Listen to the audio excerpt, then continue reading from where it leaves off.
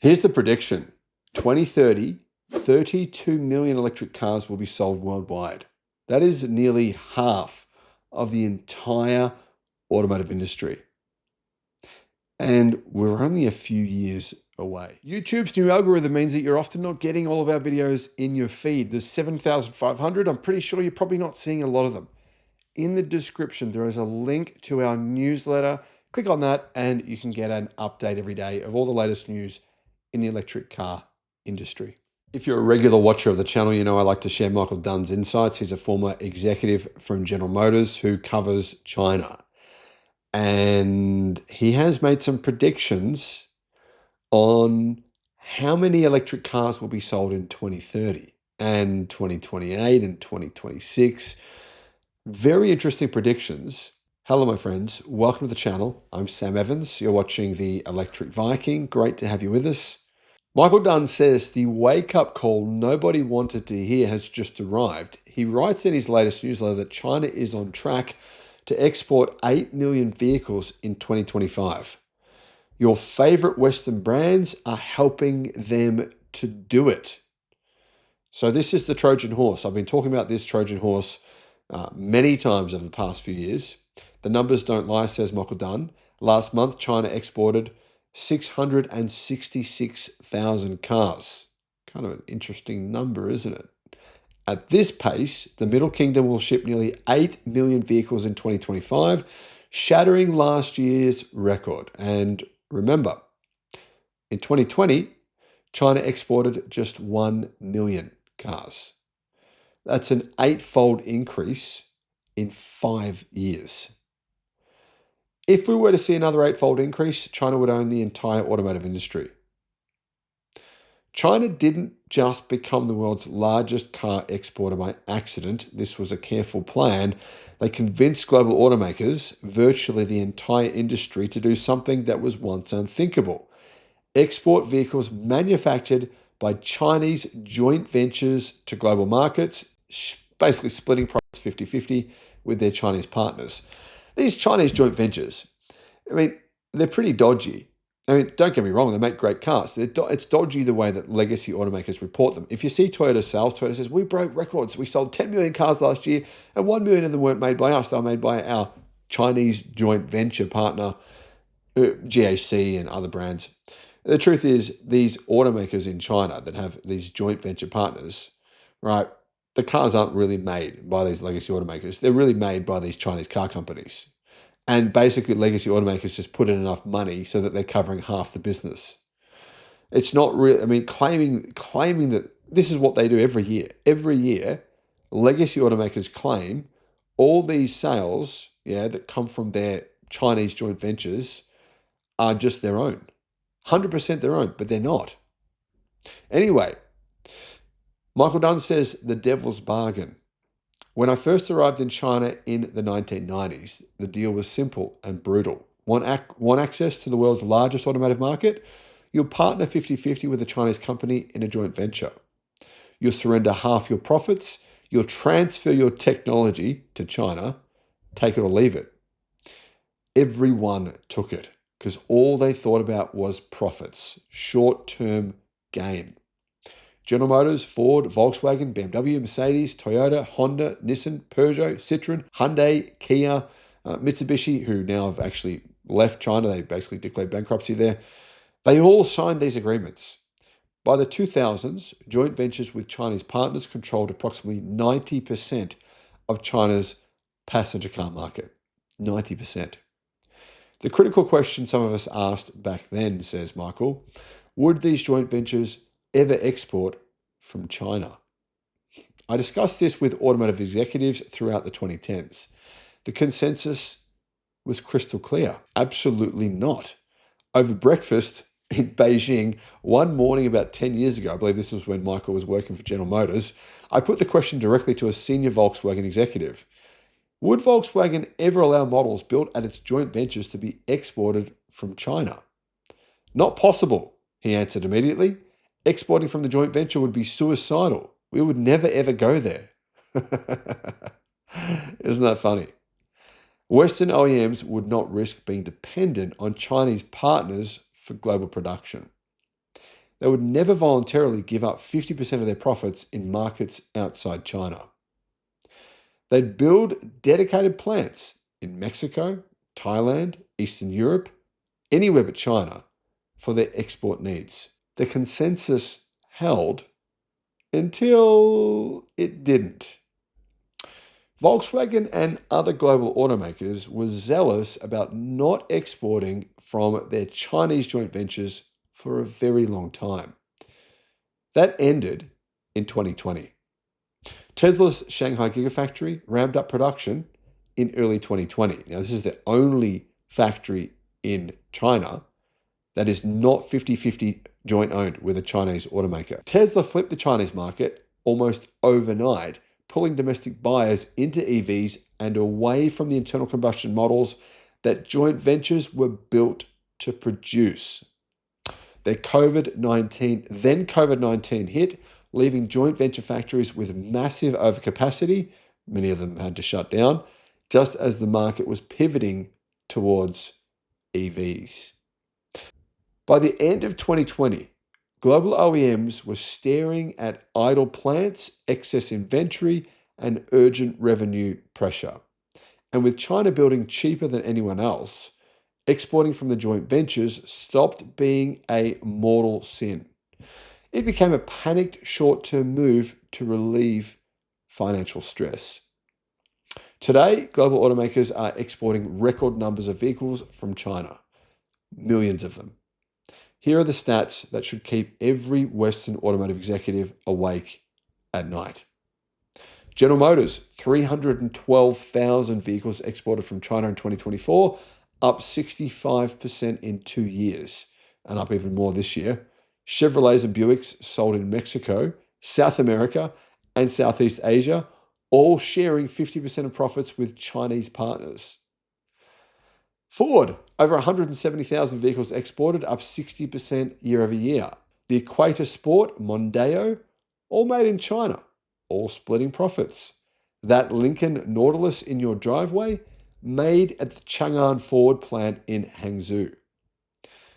BMW, 110,000 units exported, with China as the global hub for the electric Mini. And that's quite a lot when you consider BMW only sells around 2 million cars a year. Hyundai exported 118,000 vehicles in the first half of 2025 alone. And that's quite a lot when you consider the fact that Hyundai doesn't sell many cars in China at all. Renault, more than 100,000 Dacia Spring models have shipped from its Dongfeng joint venture factory in Wuhan to Europe since 2023. Now, there's literally more than 100,000 people in Europe driving around in a Renault EV that they think's a Renault when it's actually a Chinese special. Nothing wrong with that, don't get me wrong, but these buyers have no idea. Other global automakers are capitulating too. In September, Volkswagen started exporting Magotan and Sagittar models from its FAW Volkswagen joint venture in Changchun. Mazda is working with Chinese partner Chang'an to develop products for export, including the CX-6E and the EZ60, which actually are just Dongfeng EVs that have been basically reskinned and rebadged. Nissan is doing exactly the same thing. Western brands are paying Chinese companies to manufacture their vehicles, giving away half the revenue and creating a dependency that cannot be easily undone. In fact, it can't be undone. What about Mexico? Mexico is the canary in the coal mine, says Michael Dunn. Want to see the future? Have a look at Mexico. MG Motors, owned by SAIC, sold over 60,000 vehicles in Mexico in 2024, becoming the best-selling Chinese brand. But SAIC is also building Chevrolets for General Motors and exporting them to Mexico. SAIC splits Chevrolet revenue 50-50 with GM. SAIC keeps 100% of MG revenue, using some of the exact same platforms. So in other words, GM's joint venture partner in China is basically using the same cars it makes with General Motors and undercutting General Motors in the Mexican car market by selling similar cars that basically it's using the money that General Motors is putting in to manufacture these cars. Of the top 5 Chevy models sold in Mexico, 4 of them are built in China by GM's joint venture partners. Without SAIC, GM's market share in Mexico instantly evaporates. But SAIC can thrive with or without General Motors. It doesn't need them. That's not a partnership, that's a dependency. And dependencies become vulnerabilities. Consumers as well. I mean, they're not stupid. Some of them are, but most of them aren't. They're increasingly aware that their Chevrolet is built by a Chinese company in a Chinese factory. They see MG vehicles, which often share the same platforms, the same tech, the same everything, and they see suppliers with Chevrolet models but cost significantly less. And they think, well, why not just buy the MG version? It's basically the same car. This is happening here in Australia as well. How long before consumers ask, why am I paying a premium for a Western badge on what is essentially a Chinese car? This is inevitable. As brand value diminishes, the leverage shifts entirely to Chinese manufacturers. They'll eventually conclude they no longer need Western partners. Why split revenue when you can keep all of it? Here's the end game: brands without factories. In the not too distant future, Michael Dunn says that global OEMs risk becoming what they once feared most: brand and distribution companies that don't actually make anything. Chinese joint venture partners control manufacturing and they dominate the supply chains. What happens when Chinese OEMs decide they'd rather just acquire the Western brand outright? We've already seen it with Volvo, Geely, Lotus as well, and MG, SAIC. Which brand is next? Opel, Fiat, Maserati, Jeep, Nissan? Good chance. The pattern is very clear. First, you partner with them, then you depend on them. Finally, they acquire you or simply replace you. The narrative you've been sold is that China wins EVs while legacy automakers retain their advantage in traditional vehicles. That narrative is dead wrong. 78% of the 6.4 million vehicles China exported in 2024 were conventional internal combustion engine vehicles. China is dominating both. They're exporting 5 million gas-powered vehicles annually while simultaneously building the world's largest EV industry. Why?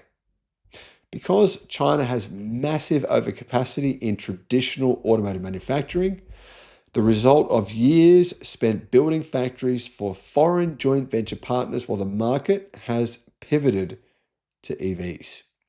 Rather than let factories sit idle, Chinese manufacturers are exporting their own gasoline-powered vehicles at aggressive prices to Russia, to Mexico, the Middle East, South America, and Southeast Asia. They're using that revenue to fund their EV ambitions while Western automakers, struggle to make EVs profitable. In fact, they haven't yet made EVs profitable at all, except for Tesla.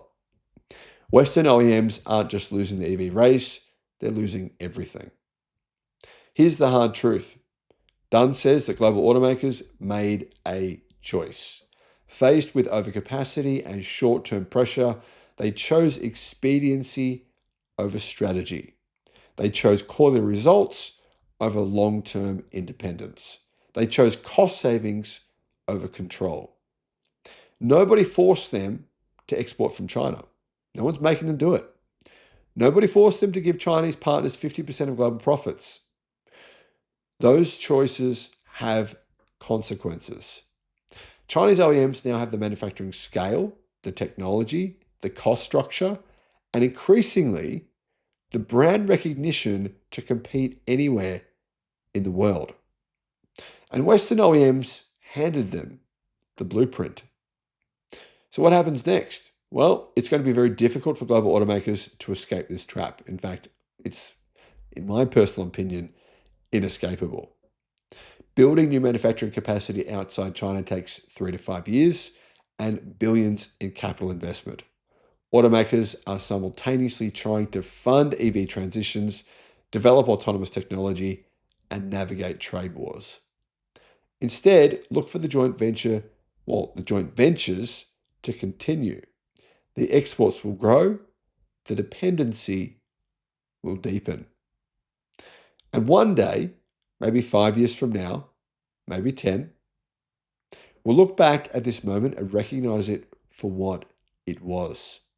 The moment when global automakers, in pursuit of short-term efficiency, short-term profits, surrendered long-term strategic advantage to China. They didn't have to do this, they did it willingly.